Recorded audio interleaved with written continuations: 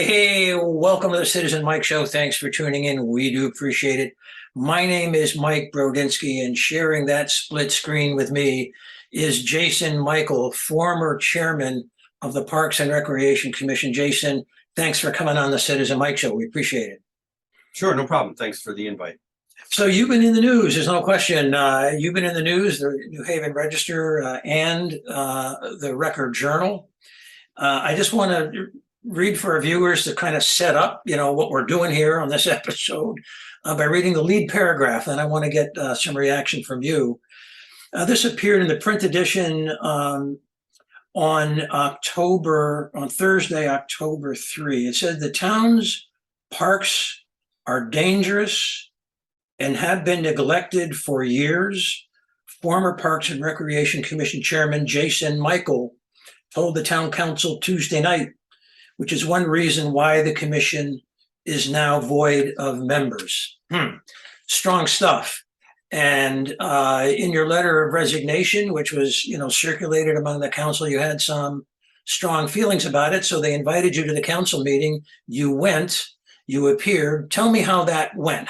What did they ask you? What did you say? How'd it go?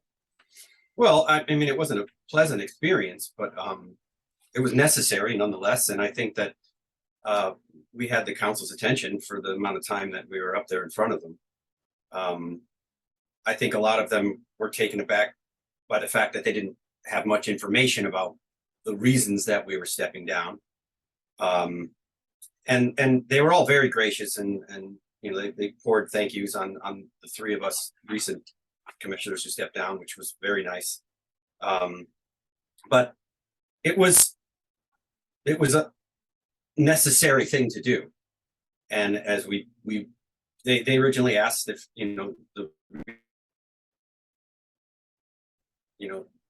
the reasons why we thought that the commission wasn't operating correctly or being used to its fullest potential, and then they asked us to kind of segue to the safety issues that kind of were the final blow in us resigning.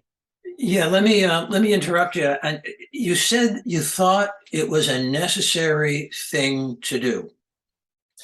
Why was it necessary to go in front of the council? Well, we very easily could have written a letter, sent it to the proper places, which were the town clerk, the general email box for the council, and the director of Parks and Rec, and we could have called it a day. But I wanted it to mean something and have people know why we did it. It wasn't a swan song. We were using our resignation to sound an alarm on our way out, where we had all come to the final conclusion after, many times coming close over the past year of one of us leaving or all of us leaving. And I think it was a proper place to make the statement that we made about the systemic failures of the system we have now for the Parks and Recreation Commission, the way it's designed or written in the charter, and also to bring to light these issues that we have been barking about for quite some time that just weren't being taken care of. So we're going to get to some of those issues in a minute. You mentioned systemic failure. Would you give us some detail as to what that means and who's accountable for that? Sure. So the three of the commissioners that recently stepped down, we had all been on the commission for the better part of a decade or more. And I said a lot of this at the meeting, and I'll repeat it because I think it's worth repeating. For the first several years,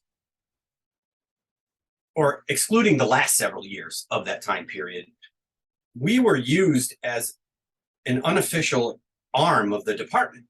We were given sizable responsibilities to examine and problems to solve, and we were welcome to give initiatives that would improve Parks and Recreation facilities, the programs, and I think it may have given us a false sense of what our position there was by definition of the charter.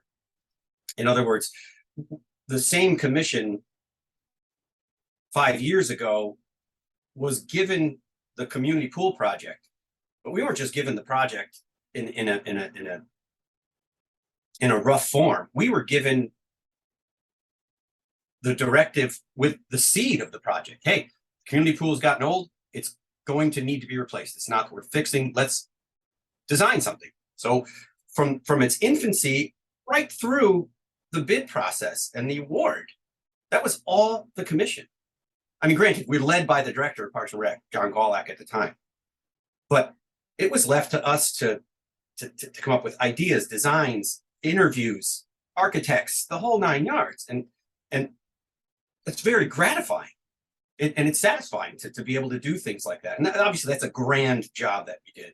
There were many things underneath that in size that we had our hands in. But as time wore on, specifically in the past 3 years or so, we found it hard towards the end to recommend a bush get trimmed and to be heard. I mean, I said it in the meeting that ultimately there's a little garden at the point of Wallace Park that's called Legacy Gardens. It's the point of the park that years ago we developed this idea to put in stones that would recognize organizations in town that have done great things, from Rotary Club to this past one that's still waiting to be dedicated is the Lions Club. So these stones have gone in a couple every year. Well, it's been over a year that the Lions Club stone had been ready, and we were ready to place it in the spot. And this bush had grown, overgrew its spot. The stones, we just needed it trimmed. And it came down to Mike Savenelli and Dave Gelo, both retired senior citizens, having to go out there and do it themselves to trim the bush and take the trimmings away because we just couldn't get it done. And when it came to that point, it was symbolic of a lot of things, and we all had enough. And so that, to answer your question in a roundabout way, was we were reminded consistently that we're an advisory commission. And after the things we were asked to do and allowed to do and love doing, to be constantly pigeonholed back into this, you're an advisory commission. Well, as the charter states, we are, but if no one's going to even solicit our advice anymore, we didn't see the purpose of this commission, nor do I see it going forward. If the one purpose this commission has isn't being asked for, then there's really nothing to do there on a monthly basis. It seems as though this change in how things are getting done, and the change in your role, the change in your value, the change in your contribution to the Park and Rec program started in recent years. Go back, if you would, in time and track the genesis, the beginning of that change, and give us your assessment as to why that change occurred. Well, that's easy. It was a change of director. From John Gawlak to the current director. Yeah, it was as stark as could be.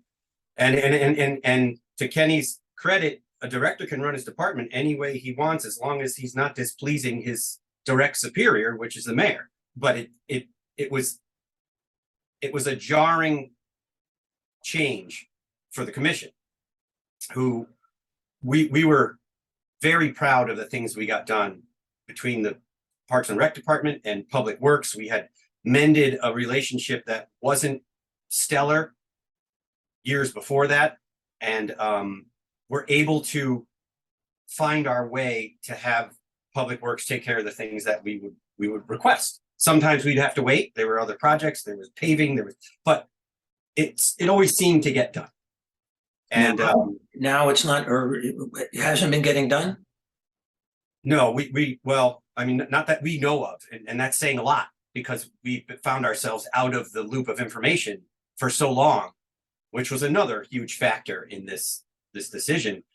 So We're an advisory commission, as we're reminded, but we're not even being given the materials to advise on.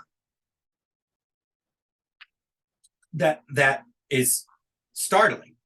So, and this wasn't the only thing. So the lines of communication had all but gone dark between the department, the mayor, and the commission. And at that point, we are a boat adrift. Yeah. There was, there's not somewhere else we can go. If you go to your director and the director isn't responding month after month, and then you finally, and it wasn't a move that I made lightly because this is a man's career and I'm a volunteer, but you go to the superior and you say the lines of communications are broken. They're not functioning right here. And I didn't know what else to do. So I even went to the town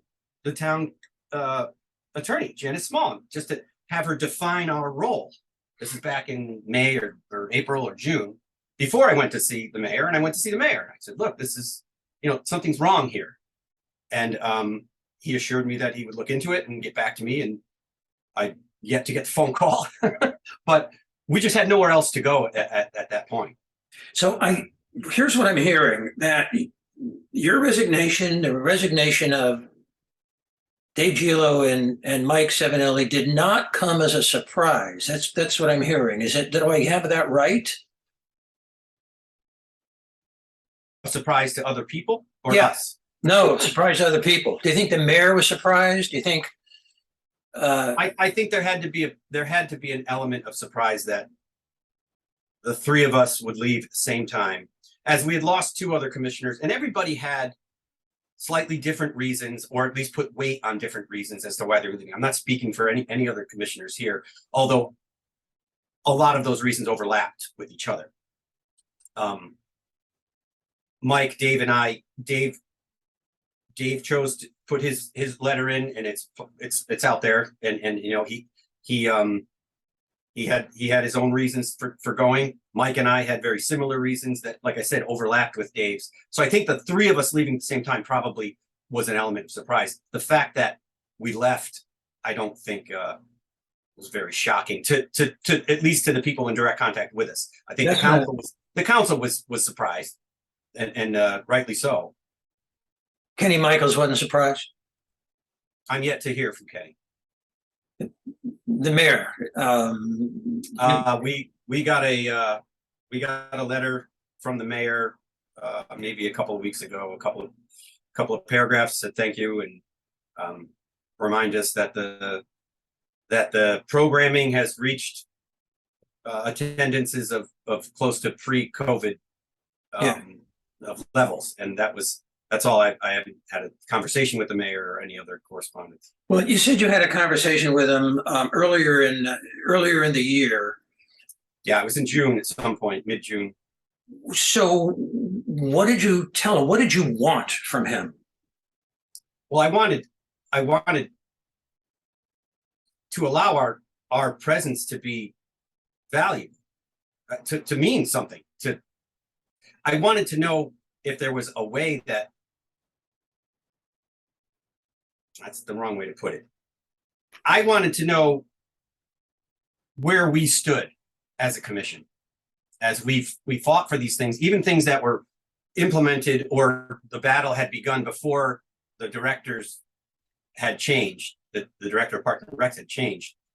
We had things that there's the things we work on for 4, 5, 6 years. We call ourselves grinders because that's what we were. We would just keep going and going and going for years to get little things done, sometimes big things. And these things, they would always inch forward month to month. We'd get something done, closer to our objective. And then it just seemed like we didn't move anywhere. And I had quoted our minutes to the mayor. I said, you can look at the minutes. We ask for a review on certain things every month, and it never changes. So either we need to be told that this is never going to happen, full stop, or we need to know how to move it forward. And that was on a couple of different subjects in town, ranging from the size of, from community pool to advertising in the parks. These are all projects that we all, we're still able and allowed and encouraged to think up and move forward with. And sometimes they work, sometimes they didn't. But this was a full stall for years on things.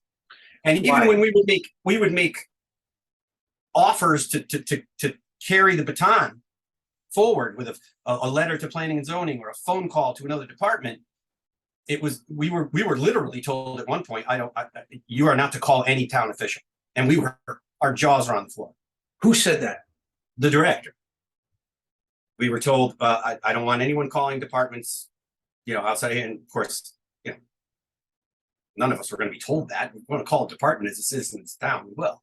But we didn't, it wasn't something we rocked the boat about, but we were all shocked that, well, if the department's not going to move forward with this and not tell us it's dead on arrival, well, we want to move forward. We're not being told not to do it. We're just being told it'll get done, and then it didn't. So we weren't accustomed to that. It shows you the difference between the generations of directors. We were encouraged to do things. We were happy to in the past, and then being told not to was a big seismic shift. Well, in order to fix a problem or address a problem, we need to be able to identify the problem.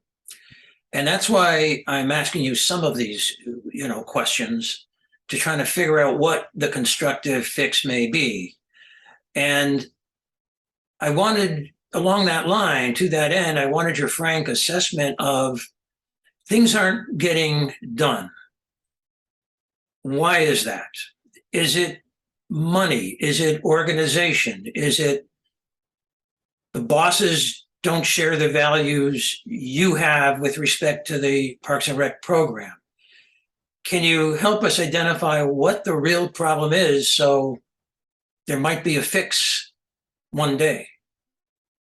The answer is yes to all your questions. Okay.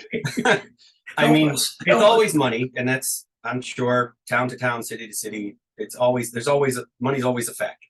We get that. Yeah. And to address that quickly, we tried to come up with ideas how to raise money for the department, so we didn't have to be told no, or for a park bench there was no money, and that was the advertising thing, which is a whole nother conversation. But yeah, I think that there's a lack of passion for the parks in Wallingford, and I think it's from the top down. And when you have a system like we do, where the mayor has all the power, there is nowhere else to point the finger. There is no committee, there's no management team, there's no council wielding that power. So where else can you look in a sensible way? If the mayor wanted a playscape installed at Community Lake, if he truly wanted one, well, I can't see why we wouldn't have one.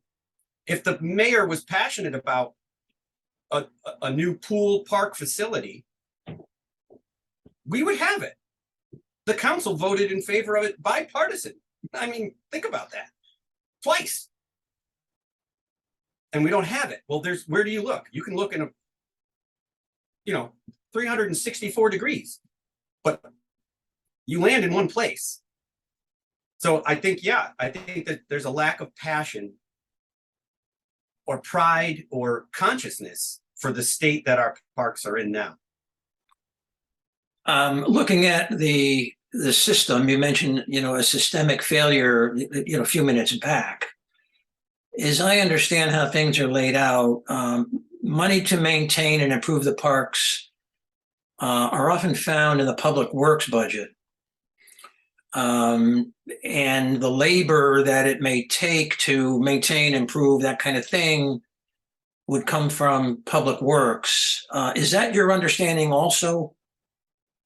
Or is it a bit of a mix? Well, I can only assume that it's a mix. I know that, and again, this is the breakdown in that communication line. For the past 3 years, as the advisory commission for a department in town, we weren't given the courtesy of a rough draft of a budget. We weren't shown the completed budget. Not that we need to approve it, but we'd certainly love to advise on it, because that's all we were left to do. And without seeing what was in the Parks and Rec budget, as we had in years past, that becomes a tough question to answer. But I would imagine it would have to be spread between the two, as I think Parks and Rec was shy of $1 million budget, and I think Public Works is 4 or 5 times that. And of course, they handle everything in town. It's a big machine to run. But I'm not sure. I can only guess at that. Yeah, I want to change gears on you a little bit and go back to community pool because there's a lot of interest in that. I think you mentioned that you had a discussion with the mayor about community pool. How far back does that go? And when was the last time you had a face-to-face discussion, the commission, had a face-to-face discussion with the mayor about the future of community pool and what happened? So we had many discussions with the mayor about the pool throughout the process. I can't be sure on the exact dates. I can give you a broad swath of time.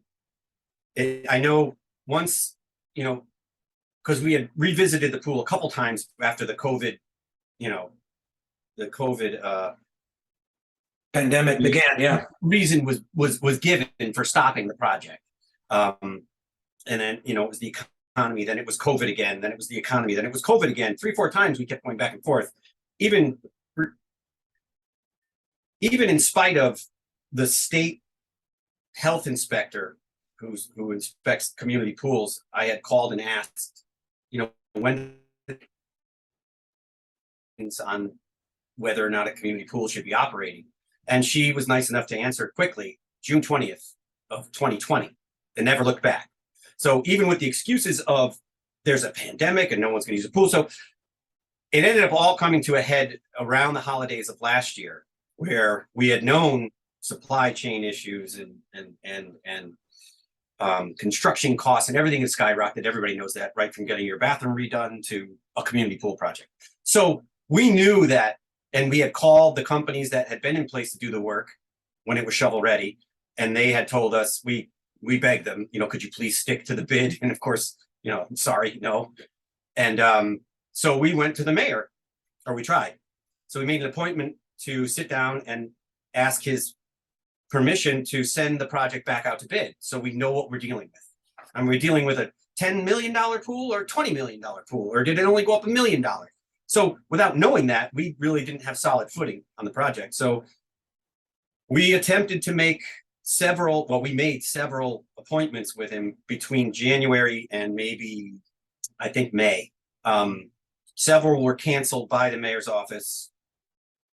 And then we finally sat down with him, myself, and Mike Savenelli, who was the pool committee chair, subcommittee chair. And we were told, no, we're not going to put this back out to bid because it will give the public a false sense that the project is going forward. That was I'm probably paraphrasing, but I feel like it's a direct quote. But so I asked, well, are you in favor of this pool? Again, trying to play or pass here, because it occupied a ton of time, 5 years of work and time. And I can't imagine the time that Mike put in it on the subcommittee side. And the mayor said, of course I am. I said, well, what would it cost to put back out to bid? And it boiled down to about a half an hour's time of an employee in town rewriting the bids, the bid date. And I said, so you're telling us that the money is the issue again, but we don't know what it costs, and you refuse to find out. And that was the end of the meeting. And that was the last time we talked about the pool. That had to be around April or May. Whenever we dissolved the subcommittee, it was immediately after that. As soon as we couldn't even get a price on the pool, I find it, I could not quantify the reasoning that you could go out and tell people the pool's going to be too much money, but I'm not going to go find out what it costs. And that just didn't make any sense to us. And we're like, well, we'll take that as we're done here. Yeah. And Mike handed in the paperwork, and that was the end of the pool committee. I believe it's the 3rd or 4th pool committee that has folded since the 90s. I want to talk about the parks generally, the condition of the parks, the playscapes, the fields, things like that. And I want to take a long-term sort of a trend, not over the last year or two, but say over the last 10 years or so. What's your assessment of the direction in which the condition, maintenance, level of amenities, how's that been going? So, I mean, throughout, say, 2012 to 2015, 16, we had made improvements and gotten good things done. Of course, we hit walls on things that we just couldn't have our way, or it was, you know, too pie in the sky to have them done. And you know, you take what you can and leave what you have to. I mean, the Kendrick Park project was done with a huge effort from the neighborhood people around there. They were asked by the administration to raise half the money or something like that. Don't quote me on it, but I think it was right around half the money to put this playscape in and redo a bunch of it, fencing, and came out beautiful. And the Grand Street Park was brought to life. That playscape that got put in there, the mural painted on the wall, and there's actually a phase 2 that is stalled, and we don't know why. There was supposed to be another phase of that going in for Grand Street. We had the dog park went in, which was a huge row to hoe. It was a couple of years of finding and then finding a place, and then working with the dog park group to have them in there. And so that got done. The clearing of Community Lake was done. Gorgeous now. You can see the entire body of water through the trees. That took 3 years of us just wanting to trim stuff that grew on its own, even though it was planted there. So things they got done. And now, don't get me wrong, over a decade, the parks had a slow slide themselves. Not a lot of equipment was replaced. Matter of fact, too much of it was removed. And it became almost a siren to us that we would be careful about complaining about things because we would find them gone. You know, if we needed a new slide, it would go. And there was no plan to replace it. There still isn't. It would just disappear. And now we don't have it anymore. And it all, I know it comes back to it feels that way with the pool. And we complained it needed to be done. It passed its lifetime, and now guess what? There's no pool anymore. And are we going to get one? That remains to be seen. But throughout the past decade, the parks, we were able to achieve things, but we did see things slide. And then in the past, 3 or 4 years, it's just been we're 0 for we're 0 for 100 as a commission, seeing things become implemented. Other than a rotted roof on a giant pavilion, that's not an accomplishment in our eyes. It's a necessity. If my shed roof is leaking, I'm going to fix my shed roof. I'm not going to bulldoze it because I had a leaky roof. And I know that I have a shed and it has a roof and it's going to need to be fixed. Hopefully not again in my lifetime, but that's the kind of thing. We don't look at those as additions to parks. They're things that we should be doing anyway. You mentioned Grant Street and Kendrick as examples of where some demonstrable good progress has been made. What are the parks that you think are in most need of attention? And maybe I'll phrase it this way. If you were asked by the council or somebody, okay, here's a little pot of money. Sure, we'll spread some of it out, but if you wanted to focus on 1 or 2 parks, where would you focus and what would you do? It's a good question. It's it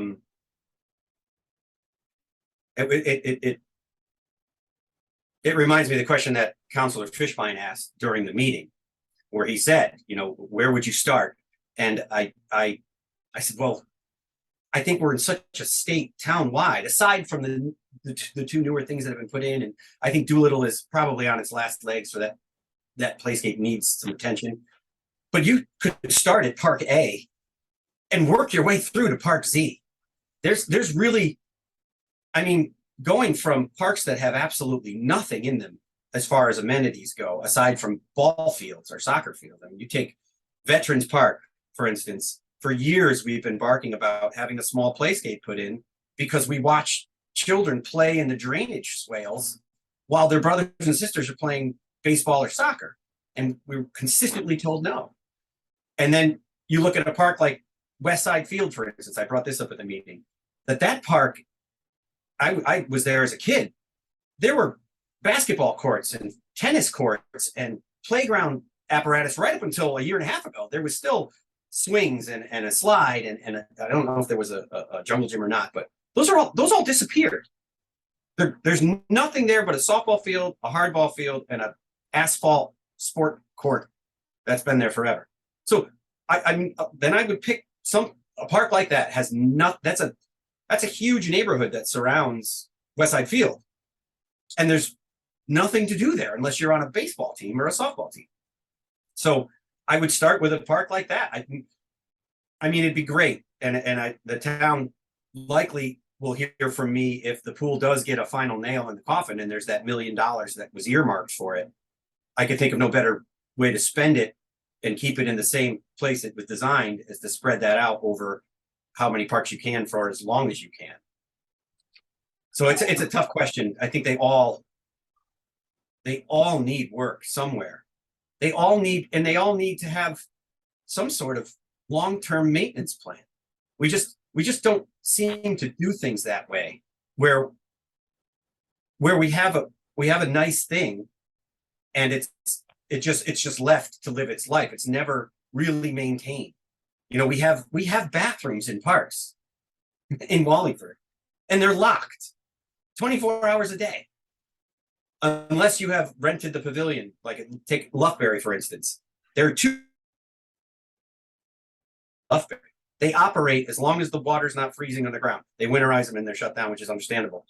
But the town rents a porta potty for 8 or 9 months a year, puts it across the parking lot from operating bathrooms.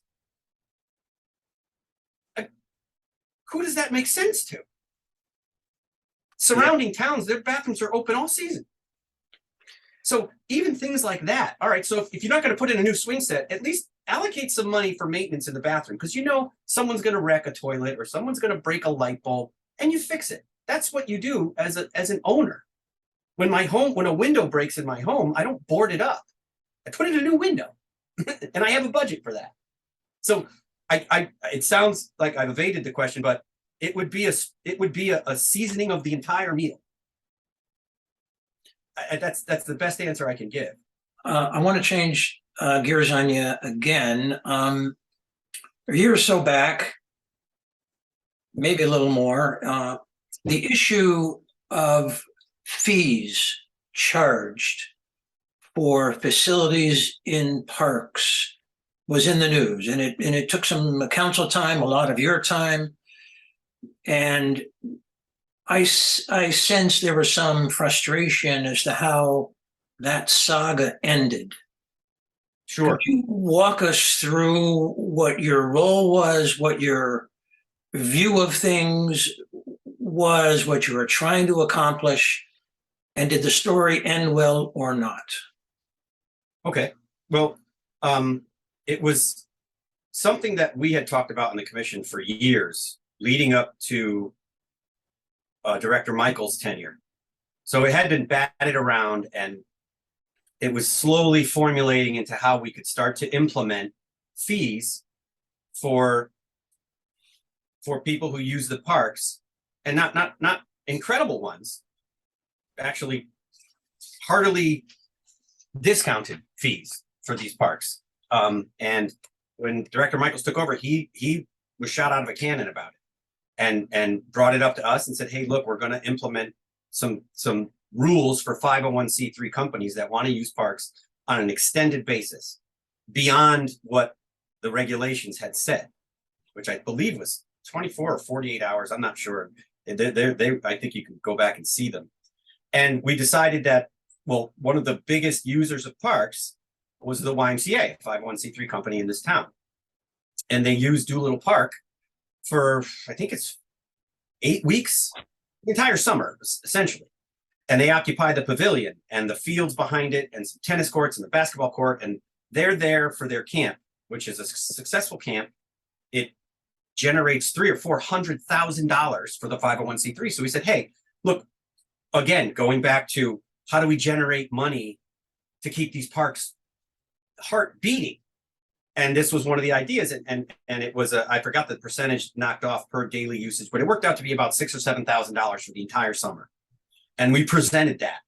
And at the time, none of us, or the town attorney or the director, knew that was to set park fees. So we decided, well, we're gonna dive into this as a reality now, not just theoretical. And we did. And when word got back to the powers that be, the wheels of Wallingford justice moved faster than I've ever witnessed. And we were brought in front of the ordinance committee where that decision-making ability was taken away. This was after a meeting at Park and Rec where the Y came, and actually the only time the mayor was at one of our meetings, and the whole time I was there, was at that meeting arguing against this. So I know that he had a discussion with Dave Gelo, who was the chair at the time, the night before on the phone. He called him to have a discussion about the vote, whether it should take place or not the next day. And we held off on the vote. And before we could have the vote, we were brought in front of the ordinance committee. The ordinance committee, I think they had some merit, as it is tax money, and they're the body that's responsible for that they should have some sort of input. And it had come out where we left that meeting and we were told as a commission and a director to come up with a criteria for 501c3s and tier that. So we took a couple of months and we surveyed other towns and other states, and we gleaned the best information that would fit us, and we put together this 2 or 3 page application. And if your 501c3 fell into class A, B, C, or D, that's the percentage of the park fee you would pay. That went to town hall, it went in the shredder, and one came back with a 5 bullet point checklist. So if you're a 501c3, you check these boxes, you get your facilities for free in Wallingford. And that was the end of it. There was nothing else to be said about it, because that little bit of power that the commission had to set those fees was taken away, and the rules were written. And now, if you can fill those 5 boxes or 5 bullet points, you can essentially use a park, a facility, a room for free. If you're a 501c3 in good standing and you supply them with your tax papers that says all those things are correct. But this is basically about the why, isn't it? This was, no question about it. It was about the why. We were asking for $6,000 for the summer, and that $6,000 would have been earmarked for Doolittle Park. So every summer, if the Y used it and profited on it heartily, we would be able to take some of that and put it back into the park. And one of the biggest sore spots for me wasn't that the Y was using a park or for how long. It was the fact that as a citizen of this town, you're not allowed to use the park when that camp was there. And that didn't sit well with me. Because it's a not-for-profit company, but it's a private company occupying public land and preventing citizens of Wallingford from using it on a daily basis throughout entire summers. And that didn't sit well with me or any of the other commissioners, and didn't matter at the end of the day. Why was this decision made? Your guess is as good as mine. Okay. It was not something that, and again, 364 degrees around, you can look at, there's one person who makes the decision, and it trickles down. Now, the mayor can weigh in on the idea and defer to the department head, and then it's the director's decision. But whatever it was, we were told that's it. End of story. And the Y went on to have their camp and make their hundreds of thousands of dollars, and Doolittle Park didn't get the little bit of money that we were requesting. And whatever little project we were going to do, I made the example during the meetings, like, wouldn't it be nice to have a water fountain at the playscape? Well, how much could that cost? And maybe it wouldn't be such a hard decision for a mayor who is responsible with money to a fault sometimes. How easy it would be to say, well, geez, 2 years, we have $12,000 here that, nobody had to pay for. This wasn't tax money. This is coming out of the 501c3. they paid a fee for the park. Now the park can have a water fountain at the playscape. I want to change gears. It just made sense to me, and it didn't. We had decent responses from counselors. Some didn't agree, but ultimately, again, when you come back to, there's a boss. You know, you have to listen to your boss. Yeah. So, Jason, it's been in the papers, and I believe your statement to the town council during that council meeting, you raised the issue of, are the parks safe, or are they dangerous, or is it something in between? What were you getting at? What are you seeing with respect to safety, specifically park to park or facility to facility, and the long trend?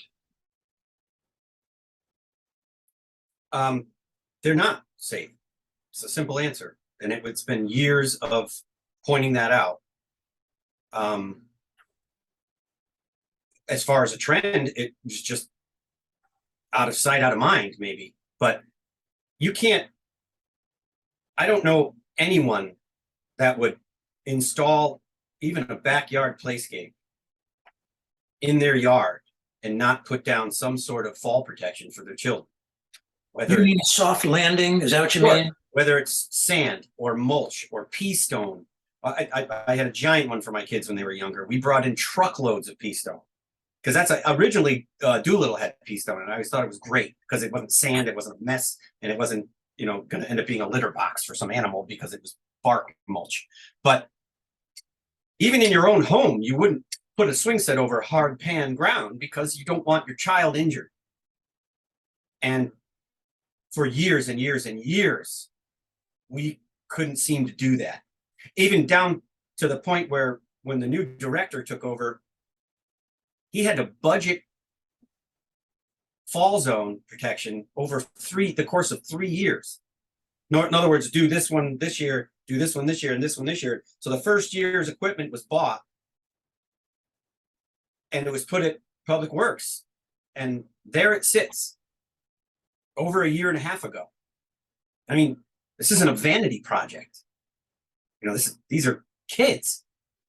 You know, and you start thinking about it more and more. And like I said, we really liked what we were doing. But as this started to come more and more to the forefront, and we couldn't get it done, you know, you go to bed thinking, well, tomorrow a kid has a traumatic brain injury. You're part of that link, that chain, that, you know, you're aware. And I couldn't do it anymore. And the more I looked around and started to really dig in, we were doing parks reports for a long time, just internally. Each commissioner would take a few parks, and we'd go in and see what needed to be done, what would be nice to be done, and what would be, you know, if you had millions of dollars, what would you do? And we did those for a long time. So we were just compiling one over the summer because it really focused on safety, because we were going to present it. And that was going to be it. Like, that was, for the past couple months, that was, let's get this thing together because we don't want to leave it undone, and then we're done. But I didn't think it was fair to, you know, to light that fuse and walk out the door. So we still have all of it in rough form. So we're very familiar with what's going on. And park after park after park, there's nothing under these swing sets. And it's just inexcusable. There's no talking about it. The mayor swallowed his microphone at that meeting because I don't think he could have said anything. I truly believe that. I've watched him for a long time. He could, if he had something to say, he'll say it. But there was nothing to say. There wasn't a counselor that was looking at their phone. They were all listening because it was new information to them, and they were shocked. And there's no other word. It was inexcusable to continue that way. And if our leaving gets it done, then that's worth it. Over the years, have you been clear and forceful with your raising the alarm with respect to safety issues? Or could one claim, well, we didn't really hear from the commission that much. I mean, they walked around and made some notes, but we never really knew. Is there room for plausible deniability that they didn't really know? So the minutes are there to read. The issue would come in and out of them. there's also multiple years of park safety audits that get done. And I found out after the town council meeting that the ones that were done in the early teens were done by the town's very own insurance company at no charge. And it would be an audit of these parks. And it would say, well, the ground under the slide, the exit of the slide is it's too far. The fall is too far. Or there are bushings on the swings where the chains attach and they're worn, and things like that. There's a piece of metal sticking out of the side of this swing. They take pictures and they circle it, and there is no plausible deniability. These were presented to the mayor. They were addressed to the risk manager, whom I'm assuming sent it where he should have sent it at the. He's a consummate professional. Every dealing I've had with him. The commission, the only one that we really sat in on was in 2011. That's the one I brought to the meeting. And we sat at the conference table while the auditor gave his report. So this should come as no surprise. And there were multiple ones after that. We weren't directly a part of them. I'd spoken to the prior director after the meeting just to say, how long did you do it? And he wasn't sure, but he knows he did it for years after that, maybe up until 2015, 2016, not sure. But either way, to me, the question is, why weren't we doing this? And not the Parks and Rec commissioners. Where's our inspections? And why aren't they made public? Yeah, part of the reporting from the New Haven Register includes this. Dickinson said Monday that he regrets that commissioners felt shut out of the process, but I'm not aware of any real substantive issues affecting our programming and our ability to provide an opportunity to recreation. And further on down the article by Luther Termel, the mayor is quoted. He also said he did not believe safety issues have been neglected in the town's parks because the town employs a risk manager. What do you make of that? I don't think that saying there's no safety issues brought to light, or whatever the quote is in the paper, is true. You handed to the town council a binder which contained one of these safety inspections that was performed by a representative of the insurance company, or our insurance broker, the Seeger company. And that recently has been distributed to the council and is now, a matter of public record. But it's old. It goes back to 2011. Nevertheless, I thought it would be of some use to put up on the screen some of the pages to give our viewers an idea of what goes into some sort of a safety inspection or a safety audit. And we can use that, the images that are on the screen, you and I, Jason, to sort of discuss what's happening. So we're gonna do that, and let's start with. So this goes back to 2011 when H.D. Seeger made recommendations for the playgrounds, and as you can see, the J.D. Seeger risk management section of that company gave a rating of the overall conditions to the park or the parks. And it's not a very good scorecard. Going down from Community Lake, Doolittle, and all the way down to West Side Field, they're done alphabetically. Everything is poor except for Pragaman was average. From 2011 on, Jason, do you have a view as to whether things were kind of status quo? Do they improve here and there, deteriorate here and there? I just need some context because this is an old chart, Right. So I think this lends again to a system that needs change. I think it would be much easier if, and I think it was Councilor Fishbine's statement during the council meeting, where he asked me, do you think it would help if the commission, Parks and Rec Commission, came in front of us once a month?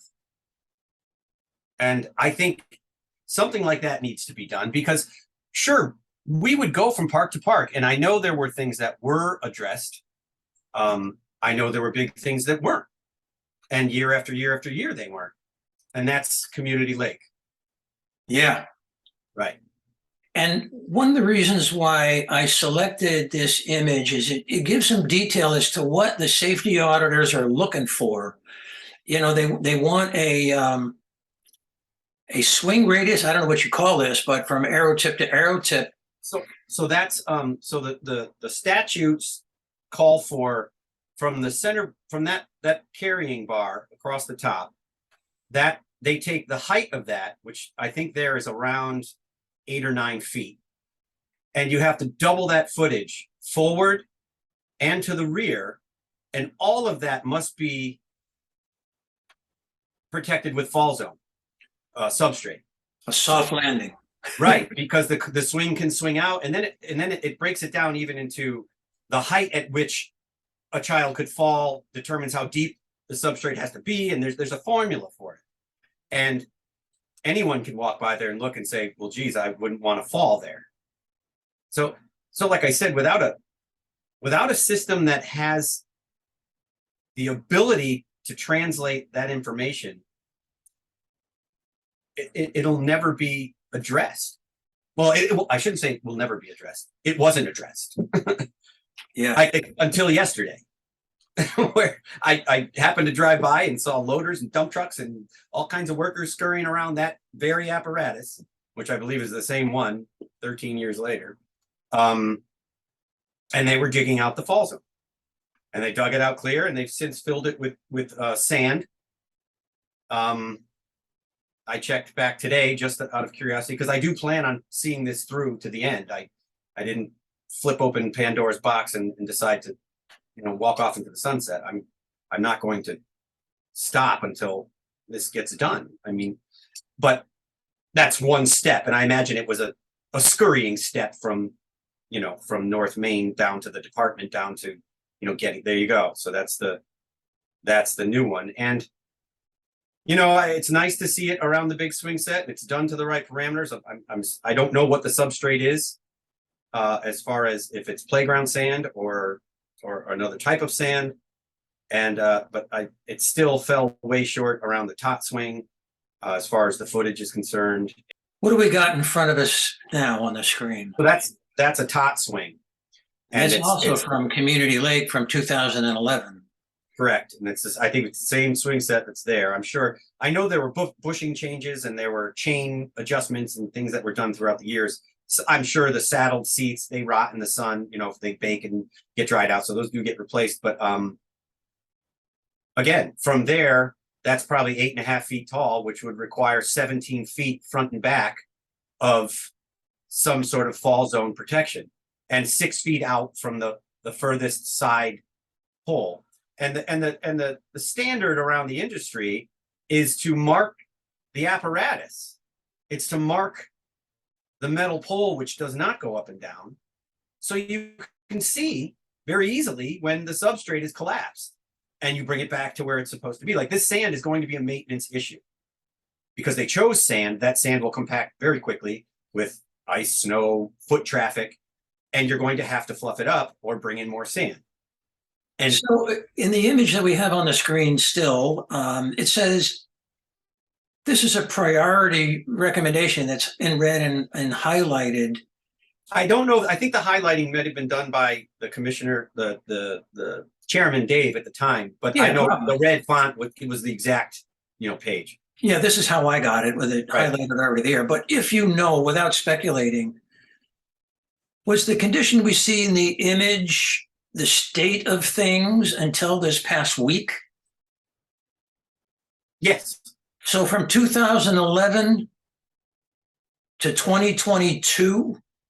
Well, without speaking with Public Works or checking if they keep a record of this, I mean, sand could have been put in 7 years ago, 5 years ago, 6 years ago, and this, sand goes away. It gets compacted, it gets dragged around, and so who knows if it was done, but it looks exactly it looked exactly like that picture on Monday. So we've got another image up here from Doolittle Park, and I put this up here not to show how dramatic or how dangerous necessarily, but the level of detail that goes into an inspection, a safety audit. Can you see on the screen Sure. the measurements in the slide? Yep, and that I would imagine is due to the substrate compacting over time. Yeah. So again, we have a similar situation. So that's a perfect example. Backtracking, that's all gone now. Those they don't even exist anymore. They've been torn out, and there was another swing set on the other side of the brook. And these were ideal, and I mentioned it in the meeting. They were ideal for children with sensory problems that didn't do well on the large playscape, which gets maniacal with 100 kids running around. So that was a great little quiet place down there. And one day, and I think it was during the previous director's tenure, it was gone. What's next for you personally with respect to activism in the Park and Rec program? Yes or no? Are you going to go off into the sunset? Will you still be advocating? Just tell us what's in your mind on that. Well, I mean, I'm certainly not done. I'm not done contributing to the betterment of Wallingford. I was born here, raised my family here. And I hate the declining by degree that I've seen over the past 2 decades. I mean, my memory in the past 2 decades that I'm hanging on to. It's awful. It's awful. So I mean, that certainly was one of the when I made my pros and cons of stepping down.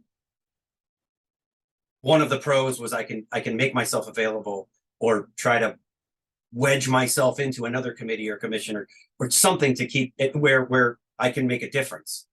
And certainly without leaving this in the rearview mirror, I feel like I can be a little bit more frank, not being a commissioner, not that it held some great title, but we were reserved as volunteers that represented a department. And now the yoke is removed, and I certainly will see this through to the end and without a doubt be a proponent for improvements. It's not because this will turn into a Band-Aid if we're not persistent, and I encourage anybody watching who wants to voice their opinion to go do it. It's not hard, and if you're nervous about it, write the counselors, because that's what makes things go. I mean, that's what makes things move here, if they move at all. And I won't stop certainly promoting the parks. And there's a battle coming up in November when they're going to drag out those huge cement blocks and block off parking lots to public parks for the winter. And I barked about it every year that they've done it while we were on the commission. It makes no sense to me, especially with the winters as mild as they've been. Why are we blocking off a quarter mile of parking lot at Vets Field so people have to walk over it to go on the trail? Makes no sense. Why, as we speak, the upper road at Harrison Park, which is a lovely spot to drive down and park, have lunch, picnic. It's beautiful. They just spent tens of thousands of dollars trimming trees and putting new asphalt down.